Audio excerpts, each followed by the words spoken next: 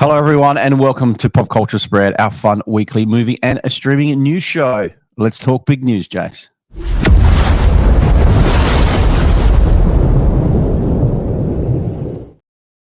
Yet again, another beloved classic movie is getting a sequel, and we are talking about Spaceballs 2 in the works with Josh Gad, starring Mel Brooks producing. This is interesting news, Jace. This is a beloved movie. What's going on, mate? Are we going to see a Spaceballs 2? I thought about this quite a bit because straight away my instinct is, oh my Lord, what are they doing?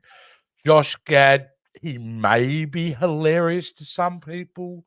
Mm-hmm. I'm sure he's amusing in those Frozen movies, but he's not someone who I think or automatically think could take a movie like this and then move it forward, make a sequel to a Mel Brooks classic. Yeah. They tried doing this with History of the World Part 2. They made a small mini series for Hulu, and it was lambasted. It was terrible.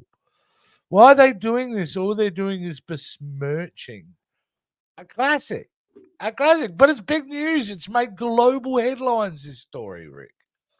That Josh Gad. Now, if this was in the hands of, I don't know, someone you considered really funny and talented, no matter who that is, because I know comedy is very subjective, all right? But I think everyone would agree Josh Gad is not the guy I would think of to take a movie like this and make it a hilarious sequel that pays homage to the first one.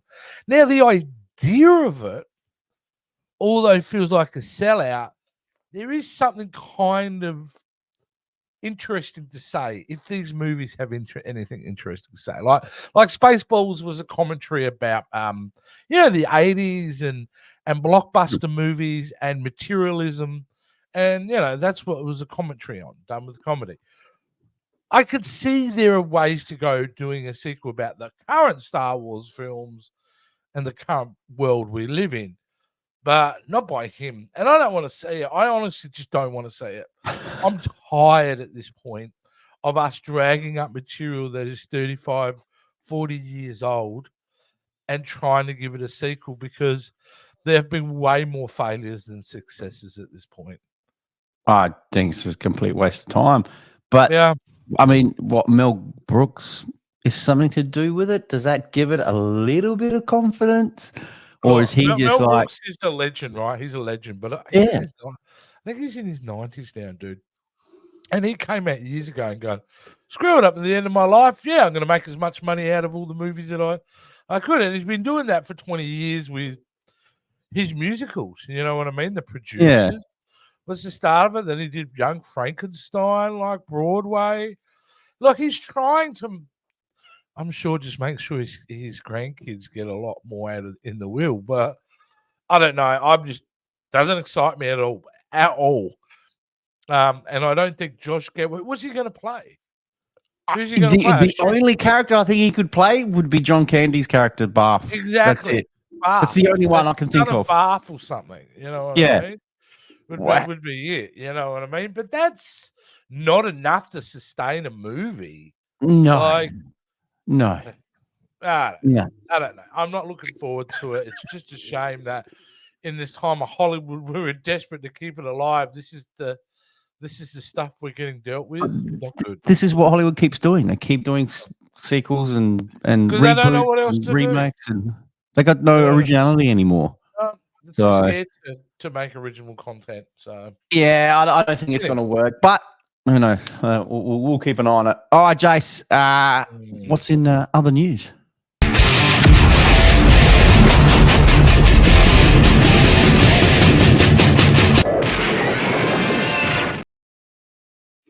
Oh, let's talk a bit of Bad Boys, Jace. Bad Boys Ride or Die directors have an idea saying they want to be more international for Bad Boys 5. Now, I haven't seen Ride or Die yet, so I can't comment on the movie or not.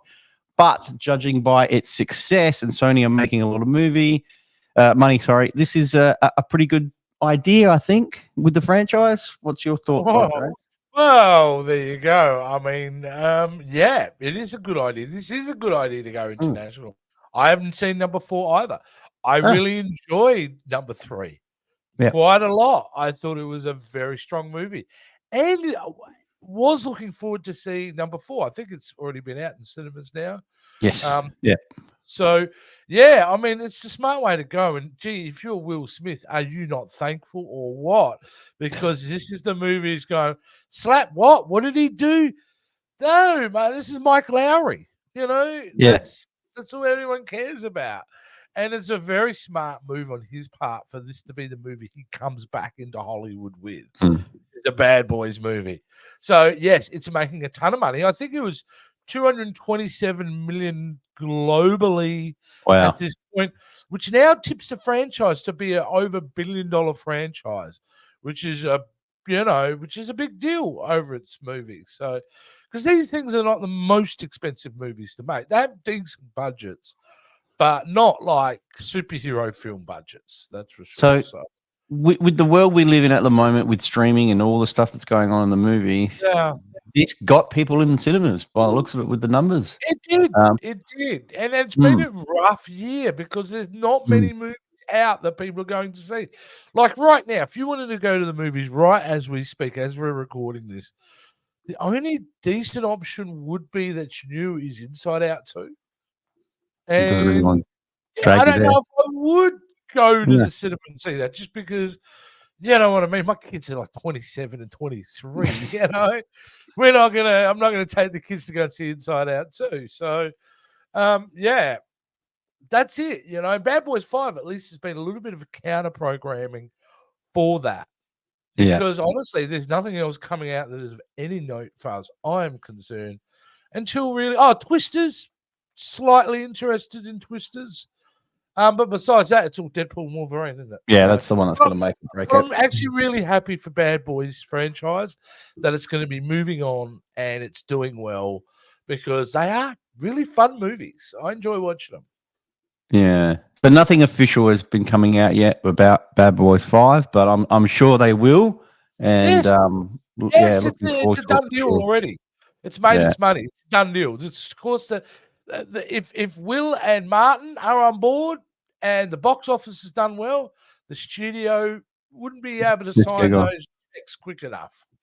So, yeah, there you go.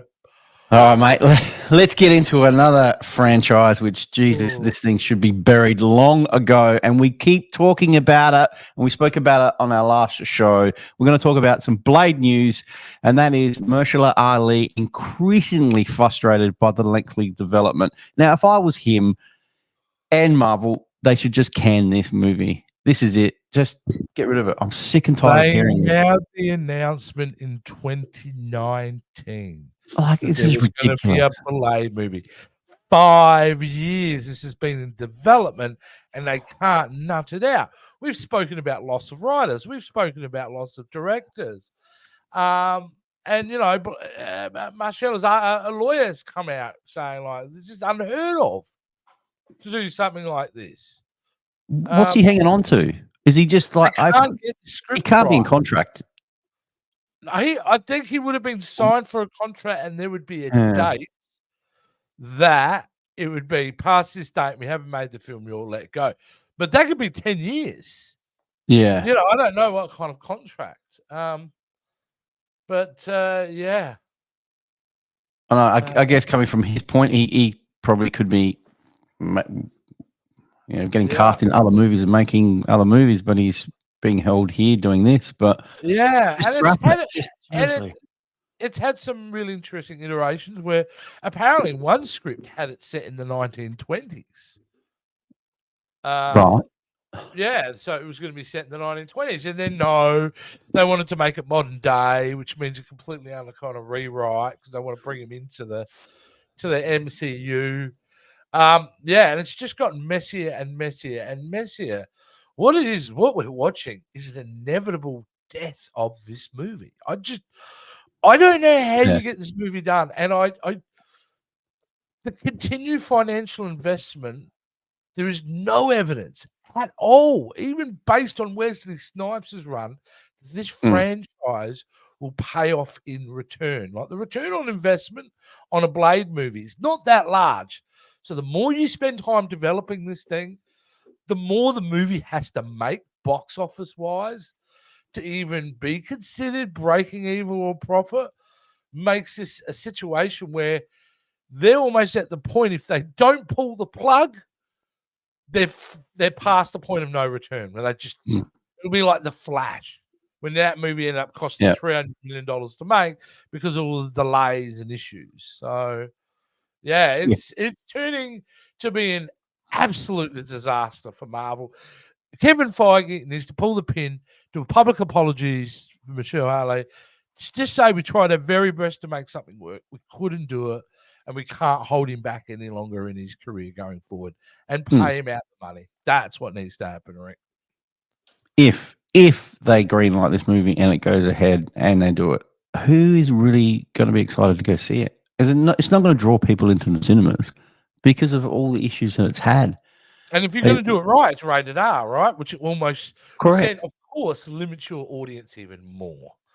So, yeah, there is no win in this scenario anymore. It's past the point of no return, most likely. And I think they're not there yet, but I'm saying most likely. Mate, Monday morning I would be going like, pull the pin on this, and hey, no more money's being spent. Let's just pay out the existing contract we have to pay out and just walk away. I just don't see why they see there's something no one's going to cry about it. There's not going to be any public backlash about there not being a movie. The backlash will be around how much money they spent and it went to nothing. I think the fans would be more respectful and appreciated if they do come out and say, look, we're going to scrap this and blah, blah, blah, and do all the rest of it. Like you said, I think that's probably a good idea, but I think the studios wouldn't get half the crap if they were honest sometimes and just say, 100%. We can't get this right, so we're not going to go ahead. Like, you know what I mean? And then you know, it's not saying they shut the door forever. Someone may come to them with a giant hot take one day that's like, we got to do this now. But here's the other thing, and where it kind of sucks, I reckon also, is when they signed him up to be Blade, they didn't really have a script. So they didn't know. They were more fascinated just getting someone cast as Blade than to have a really compelling story to talk about with Blade. And that's always a problem. If you don't have a compelling story to tell, they're just casting the person and think it's going to work out afterwards is fraught and danger. And this is a consequence many a time. Yes, well, it'll get ripped to shreds by fans if it does get released. Anyway, I'm sure we'll hear more about it, Jace. Yeah. All right, mate. Let's jump into the next story, mate. We got a little bit of DC news. John Hamm turned down Green Lantern, but still wants to be in the MCU. I didn't even know John Hamm was even spoken about the Green Lantern. Like, neither was I until I saw this story. So, as John Hamm had told the Hollywood Reporter on his MCU Thetliance, he was far from being positioned as top dog, but interest was coming from both parties. It's not like they were saying, we want you to be Iron Man, but that there were a lot of conversations, and I'm still in those. I talked to the guys that run Marvel and DC, and I'm a comic book nerd, so we'll see. Even part of that industry, even that part of the industry is changing. He added that he was sought after for DC's Green Lantern while Mad Men was still on the air. That was one I definitely didn't want to do. So he was courted back in the day when Ryan Reynolds was doing it. Wow. Okay. Yeah, as John Hamm. When he was in Mad Men. So even still, John Hamm continues to be excited for the potential MCU entry. But I pitched myself for a couple of parts of the Marvel Universe. I don't want to say what exactly, but it was part of the comic book that I really liked. And I was like, are you going to do this story? And they were like, yeah, actually, we're thinking of that. I said, good, I should be the guy. So maybe we'll work out. Did you see him as someone like a Mr. Sinister? He could be a big villain. Like as an a X-Men villain? villain. I can't see it. Oh, what? Yeah, John Hamm as a villain in the X-Men universe. Because the X-Men universe, what is a villain? You know, one man's villain is another man's freedom fighter. So, or but it hasn't been announced. He would have made a good Doctor Doom. Yeah. I can see that. Yeah. So, I don't know. Doctor Doom is supposed to be like flawless, good looks, but one little scar and he thinks he's hideous. That's why he puts the mask on. So, but yeah, I think this is something is like, we got to find a home for John Hamm somewhere. If he's a comic book geek, he's a great actor. He's got a lot of charm. Let's slot him in somewhere. Maybe he might have a cameo in Deadpool. Who knows? Who knows? But he deserves more than a cameo. This man, Yeah, he does. He deserves a big role in the MCU or the DCU. So, well, he wants to play for the right team. He's pushing for the MCU. So, interesting. Well, hopefully we do see him in an MCU movie. Yeah. All right, Jace. Before we get into the train wreck of the week, guys, I just want to also remind you to hit that like and subscribe button. Also, hit that notification bell. We would really appreciate it as well, guys. And also, you can hear us on audio podcast on Spotify, Apple, Amazon, and where all good podcasts are found. All right, Jace. Let's get into the train wreck of the week.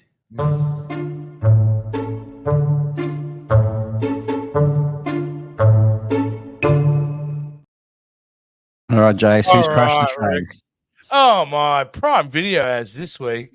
Prime Video, who are known to have a very interesting collection of movies and TV shows, and are pretty well the big ones when it comes to renting that stuff or buying digital versions. Prime's your guy. But for some reason, they've decided that the artwork for the classic Born to Kill, that helmet and that artwork, that poster that you've seen for 35 years is offensive and decided to remove it from any promotional material. What? And it was an absolute joke because, and Matthew Modine come out and commented. He goes, who decided to remove Born to Kill? Not only did they alter a piece of iconic art by Philip Castle, but they completely misunderstood the point of it being there. Private Joker wears the helmet with Born to Kill and the peace button as a statement about the duality of man. Matthew Modine sticking it to the man because, look, can you see it? So they had Full Metal Jacket and they removed Born to Kill from the original artwork. And that is disgusting. That is offensive. And that is an example, Rick, of the hypocrisy and the ridiculousness of this far left, and I'm not a far right guy, I'm right in the middle, but this far left fear of woke, offending things, offending people. That is ridiculous because there's a whole museum down the road from my house, or art gallery, should I say, which there's a lot of nudity, and I'm offended by that. So I need that covered up immediately. You know, I've seen a murder on paintings. That's offensive. That needs to be altered now. Ridiculous.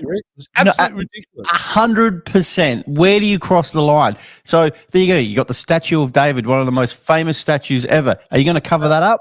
No, you know exactly. I mean? This is where does this stop? Ridiculous. And who did this offend? Or did Amazon just decide, you know what? I'll just do it. I don't know.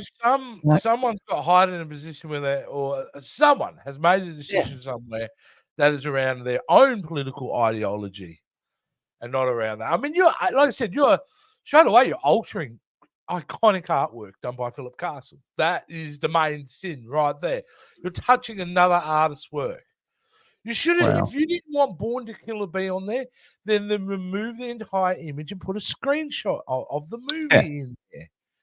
That didn't have that messaging on there, but you don't mess with other people. It's ridiculous. Amazon should be absolutely ashamed. And they're going to go in what I'm calling the inaugural pop culture spread, bucket of shit. And this is where Amazon is our inaugural member into the bucket of shit. Oh, that's it. I'm canceling my subscription to Amazon. It's not good, Amazon. Do better. No. They're going to continue to keep doing it. That's just, it's disgraceful. Absolutely disgraceful. Anyway, there you go, Jace. All that about wraps it up for this week, mate. We've spoken about some good stories this week. Guys, if you want to catch us, myself and Jace, obviously you can catch us here on this channel. You can see us all on some backlog of videos that we've got, and also some trailer reactions and a whole lot more. Also, Jace, where can everyone catch you as well? You're on some other channels as well. Yeah, you can certainly catch me at VHS Jace on TikTok as well as Instagram. You can find me over on channels like the Captain's Quadrant and over the Jason Roy Gaston channel. But most importantly, you can find me here every week on the Pop Culture Spread movie and streaming news show. Wonderful. Thank you very much, guys. And we'll see you all next week. Bye for now. See you guys.